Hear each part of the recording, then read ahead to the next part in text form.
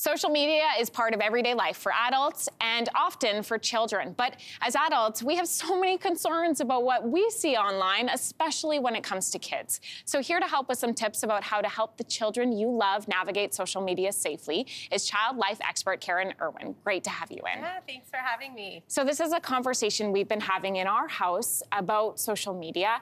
I want to ask you, when do we start talking to kids about social media use? So as you said, social media is going nowhere. It's going to be in our kids' lives forever. And I think that parents have an opportunity to teach their children skills to help them develop what they need to know to navigate social media positively and safely. And so we can start doing this at a young age, from toddlers to preschoolers, to be honest.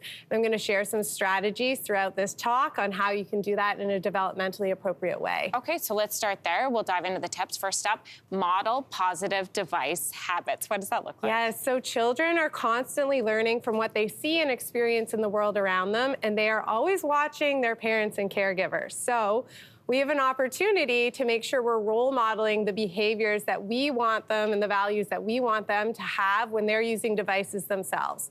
So for example, if you think it's really important at meal times for there to be no screens or devices at the table, consciously make an effort to put that away and be present at the meal. You know, be intentional, put your device in a drawer. If you want your kids to engage in conversation by looking at people and talking to them, then do that yourselves. When your child's telling you a story, put your phone away and engage with them, or say, I just need a minute to finish this email and then I'm all ears.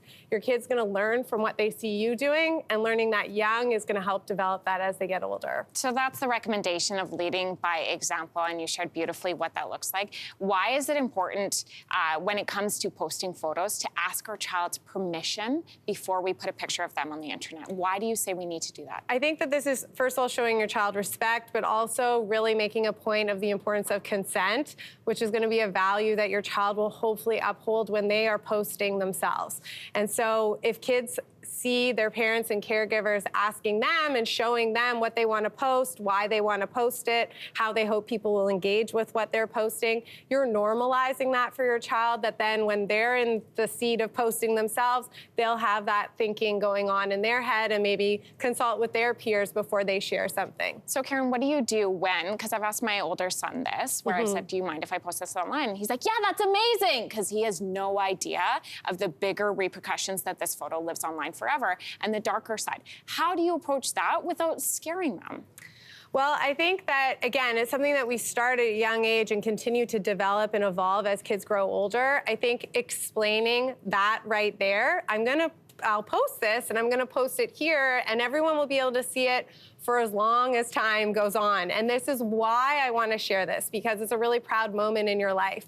Or I'm gonna share it in this application on the device, on the app, and it's only going to be there for 24 hours, but that doesn't mean that, you know, people couldn't save it themselves. I think just like giving them the information and helping them see that you're critically thinking about it, and that's teaching them that sort of thinking and those skills themselves.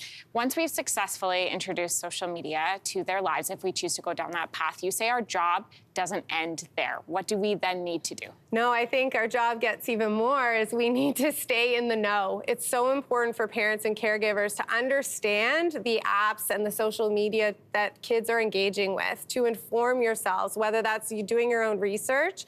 You know, there's great online resources like Common Sense Media, where you can basically learn about everything and how youth are using it, but also talk to your kids. Kids are a great source of information. They love being the leaders and the experts.